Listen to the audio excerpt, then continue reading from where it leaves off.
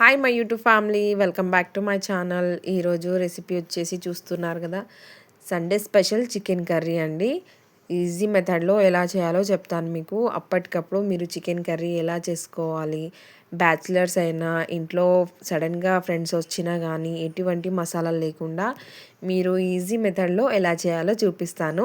నేను ముందుగా అయితే ఉల్లిపాయలు ఇలా కట్ చేసుకొని ఫ్రై చేసుకుంటున్నానండి. దాంట్లో మన యావంకులు ఒక 2-3, షాజీరా, దాల్చిన చెక్కల, చూస్తున్నారుగా లవంగాలు వేసుకొని ఇలా బాగా ఫ్రై చేసుకుంటున్నానండి. ఉల్లిపాయలు అనేది ఒక బ్రౌన్ కలర్లో వచ్చే వరకు ఇలా బాగా ఫ్రై చేసుకోండి.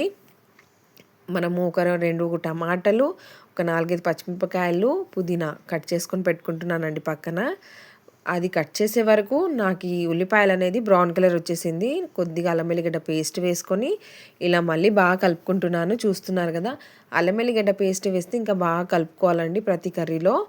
ఆ తర్వాత చికెన్ వేస్తున్నానండి. మనము చికెన్ కర్రీ ఎప్పుడు చేసినా కానీ తక్కువ మంటలో అస్సలు చేయకూడదండి.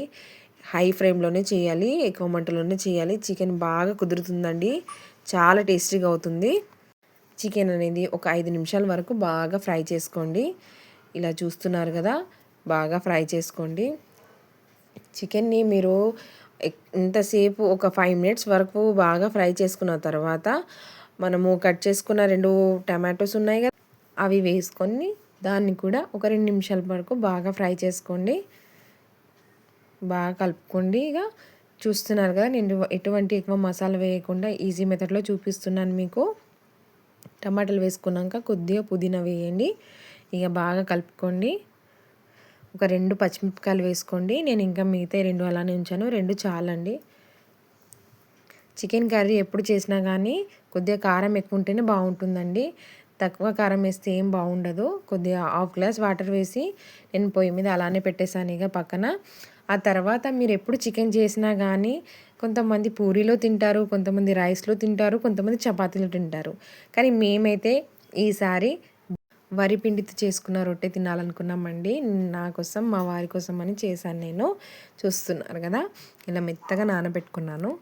పిండి మెత్తగా అయిపోయాక నేను చికెన్ కర్రీ కూడా ఒక పక్కన అవుతుందండి. వేడి వేడిగా తినాలనిపించింది మా ఇద్దరికి. నేను పిండి నానబెట్టే వరకు చికెన్ కర్రీ కూడా నాది రెడీ అయిపోతుందండి. చూస్తున్నారు కదా, ఆ తర్వాత నేను అది ధనియాల పౌడర్ వేస్తున్నానండి. బాగా కలుపుకోండి. ఇలా చికెన్ కర్రీ అయితే ఆల్మోస్ట్ రెడీ అయిపోయిందండి. ఒక 2 పచ్చిమిరపకాయలు వేసుకోండి. ఆ తర్వాత పైనుంచి కొద్దిగా కొత్తిమీర వేసేసి స్టవ్ ఆఫ్ చేసేస్తే అయిపోతుందండి. టేస్టీ ఈజీ మెథడ్లో చికెన్ కర్రీ అయితే రెడీ అయిపోయింది కదా మనది. ఇక బియ్యం రొట్టె చేసుకుందామా. చూస్తున్నారు కదా ఎంత బాగా అనిపిస్తుందో. నా రొట్టె కూడా రెడీ అయిపోయిందండి. వేడిగా ఒకటైతే అయిపోయింది, ఇంకోటి కూడా చేస్తున్నాను. అయిపోయాక ఇద్దరం హ్యాపీగా తిన్నామండి. Thanks for watching my videos. Thank you so much. Thank you.